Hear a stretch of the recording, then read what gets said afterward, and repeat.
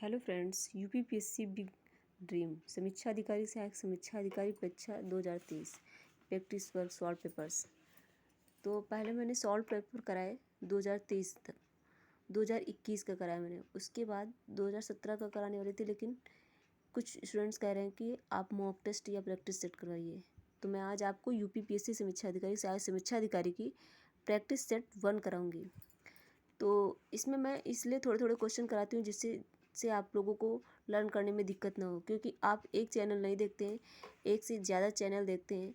तो आप लोगों को कम से कम 15 और 30 क्वेश्चन अगर रोज़ रिवीजन होता रहेगा, याद होता रहेगा, तो आप लोगों को पेपर याद करने में दिक्कत नहीं आएगी। तो प्लीज़ इस वीडियो को देखने से पहले लाइक एंड सब्सक्राइब करिए।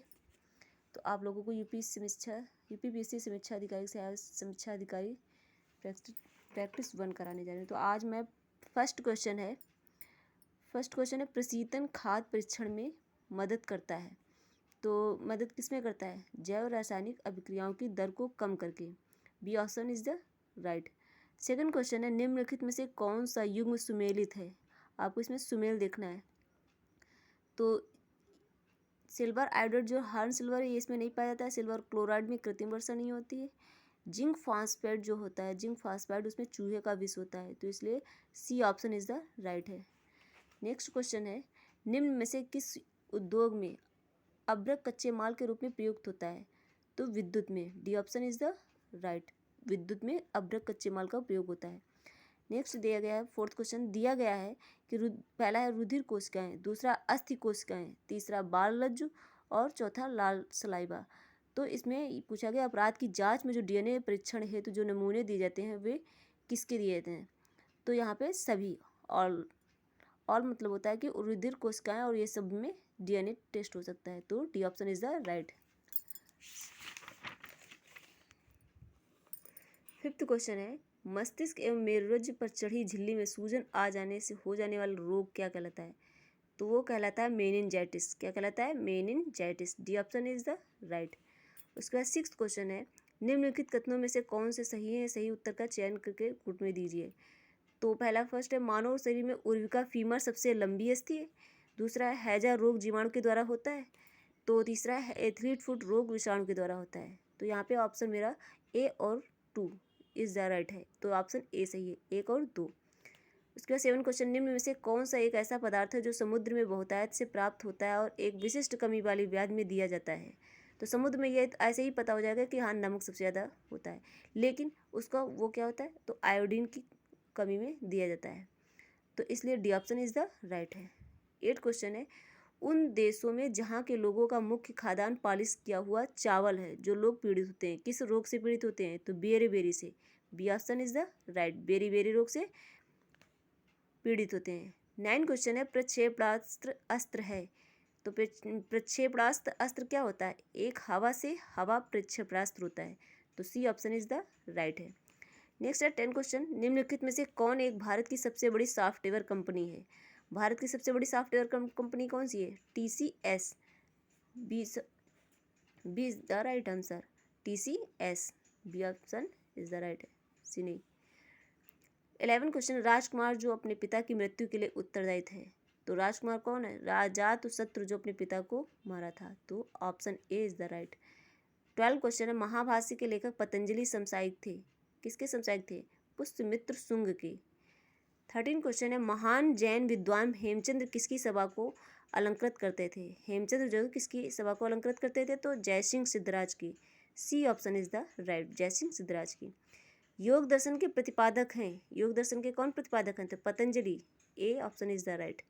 उसके बाद है गंगा घाटी में धान की खेती के प्राचीनतम प्रमाण कहाँ से मिलते हैं? तो लहुरा देव से। ए ऑप्शन इज द राइट। कहाँ से मिलते हैं? लहुरा देव। बुद्ध का किसके सिक्कों पर अंकन है? किसके सिक्कों पर अंकन है? तो कनिष्क के। तो B option is the right, Kanishka के। नेक्स्ट क्वेश्चन है ऋग्वेद में निम्नांकित किन नदियों का उल्लेख अफगानिस्तान के साथ आर्यों के संबंध का सूचक है? इस टाइप का क्वेश्चन बहुत इंपॉर्टेंट होते हैं। ऋग्वेद में निम्नांकित नदियों का उल्लेख अफगानिस्तान के साथ आर्यों के संबंध का सूचक है। तो C option is the right, Kubha एवं क्रम। C option is the right. उसके बाद है प्राचीन श्रावस्ती का नगर विन्यास किस आकृति का है? तो B option is the right, अर्धचंद्राकार।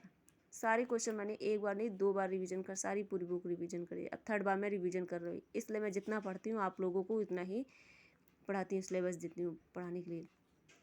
तो ज़्यादा से ज़्यादा आप लोग लर्न करिए, रिवीजन करिए, प्रैक्टिस सेट करिए, जिससे आप लोगों को पेपर करने में कोई दिक्कत कठिनाई नहीं होगी।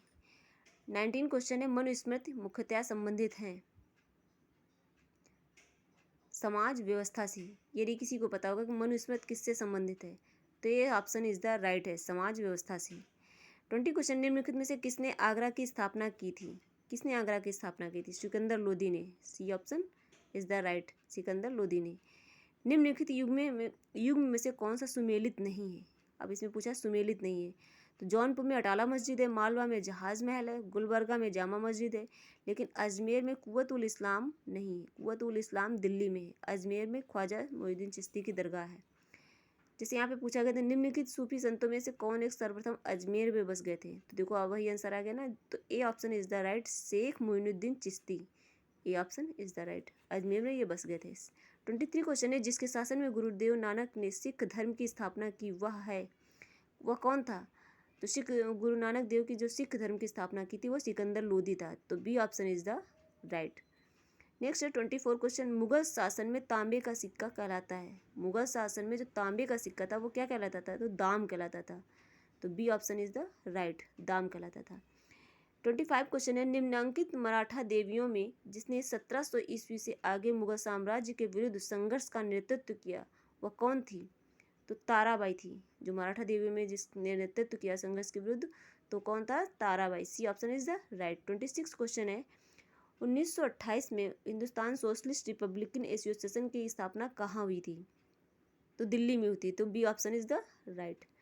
उसके बाद है, हिंदुस्तान सोशलिस्ट रिपब्लिकन एसोसिएशन की स्थापना किसने मिलकर की थी? तो आज़ाद ने, से चंद्रशेखर ने, ये सब मिलकर के ने इन्होंने हिंदुस्तान सोशलिस्ट रिपब्लिक एसोसिएशन की स्थापना दिल्ली में की थी पहली बार। 1928 में उन्होंने दिल्ली में की। उसके बाद गांधी जी को किसने सर्वप्रथम राष्ट्रपिता कहकर संबोधित किया था? किसने संबोधित किया था? A option is the right, Subhash Chandra Bose ने। किसने किया था? सुभाष चंद्र बोस ने।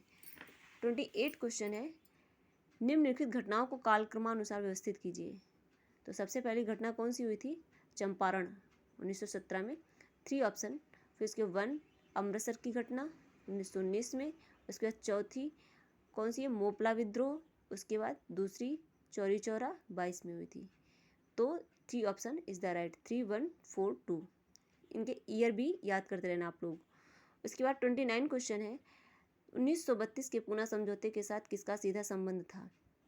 अब ये यहाँ पे इस पूना समझौता तो पता है कि 1932 में हुआ था, लेकिन किसके साथ सीधा संबंध था? तो भारतीय दलित वर्ग। इस टाइप घुमा के क्वेश्चन पूछ दिया जाता है, तो भारतीय दलित वर्ग। B, D option is the right. 30 question है, द इंडियन स्ट्रगल नामक प्रसिद्ध पुस्तक किसने लिखी? तो द इंडियन स्ट्रगल नामक पुस्तक किसने लिखी थी? सुभाष चंद्र बोस ने। तो D option is the right. तो मैंने 30 आज क्वेश्चन कराए हैं। इसी तरह रोज़ 30 क्वेश्चन कराएंगे, जिससे आप लोगों को आसानी से लर्न हो सके। इसलिए मैं ज़्यादा क्वेश्चन कराने की कोशिश नहीं करती हूँ। 30 क्वेश्चन कराऊंगी, आप लोगों को लर्न हो जाएंगे। तो प्लीज़ इस वीडियो को देखने से पहले लाइक एंड सब्सक्राइब करिए। जहाँ पर आप लोगों को कोई दिक्कत हो रही है तो कमेंट करके बताइए। Thank you.